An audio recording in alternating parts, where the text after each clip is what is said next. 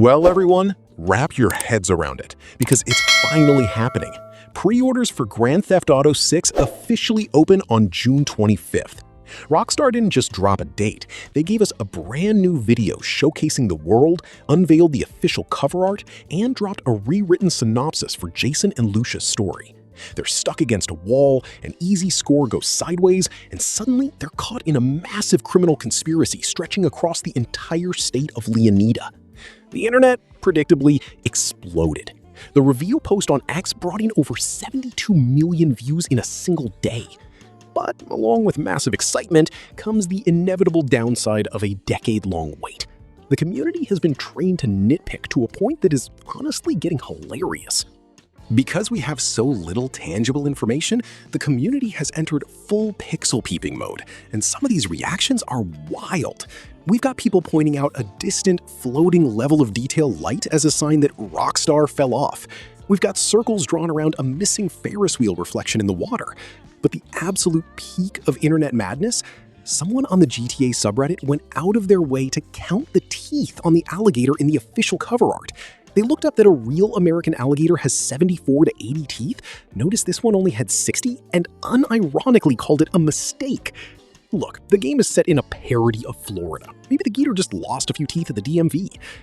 Jokes aside, when you look at social media posts with 80 upvotes complaining about this stuff, it's statistically insignificant compared to the 72 million people who are thrilled. But it proves that extreme hype can blind people to how game development actually works. At the end of the day, GTA 6 is a video game running on hardware architectures that are over half a decade old. Expecting flawless, fully path-traced ray tracing on a base PS5 from a mile away is just setting yourself up for disappointment. What's actually incredible is the sheer volume of simulation happening simultaneously in these shots. Look at the highway traffic being rendered way off in the distance. Look at the real-time animations of NPCs walking on the docks or playing tennis at night. Most games use trickery, like cutting animation frame rates in half for distant models to save CPU power. Rockstar is pushing boundaries here, but they still have to operate within the limits of physics and console processors. This brings us to the biggest talking point leading up to June 25th: performance. Reports indicate that GTA 6 is built from the ground up, utilizing global illumination and ray-traced lighting solutions. Because of how much simulation is required for the physics, traffic, and NPCs, Rockstar Games are traditionally incredibly CPU-bound. While the PS5 Pro offers a massive boost to graphics and GPU power, it only offers a minor bump to the CPU side.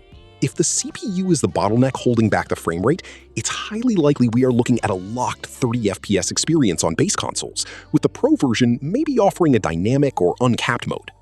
Some of the greatest games ever made, Red Dead 2, Breath of the Wild, Bloodborne, launched at 30 FPS, and with Rockstar's top-tier motion blur and frame pacing solutions, it's bound to feel incredible. But it will definitely be a point of controversy for the PC-only crowd who are willing to wait for that flawless 140 FPS experience. With the game locked in for a November 19th release, businesses are already joking about closing down because of the sheer volume of employee time off requests. Next Thursday, when those pre-order links go live, we'll finally get answers on pricing, premium editions, and hopefully Trailer 3. Are you dropping the cash for a Day 1 pre-order on June 25th, or are you waiting out the storm? Let me know in the comments below, hit that like button, and I'll see you next week when the floodgates officially open.